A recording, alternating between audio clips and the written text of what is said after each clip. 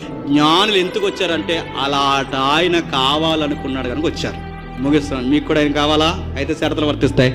పాత రోతను పూర్తిగా వదిలే ఆయన రాజ్యంలోకి రా. ఆయన రాజ్యం సమీపించింది. 2000 సంవత్సరాల నుంచి స్థిరపరచబడింది, విస్తరిస్తుంది. ఆయన సంఘం అనే రాజ్యంలోకి రా. ఆయనకి మాటవు. నువ్వు చదువుకునే విద్యార్థివైతే నీ భవిష్యత్తును అద్భుతంగా మార్చడానికి కిందకు రా.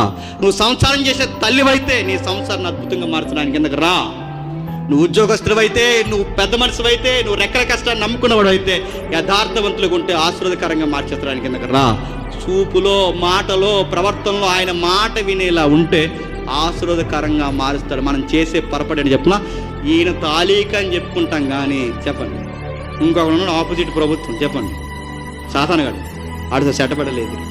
మనం ఎవరితో చెప్పిన మన రాజుని అమ్మేసి ఇస్కరియోతల తమ్ములు. మనం ఉంటే ఇటు పూర్తిగా వినండి, లేకపోతే పూర్తిగా అటు ఉండండి. ఈయనకి ఎంత నమ్మకం ఉంటే అంత ఆశీర్వాదకరంగా మారుతుంది.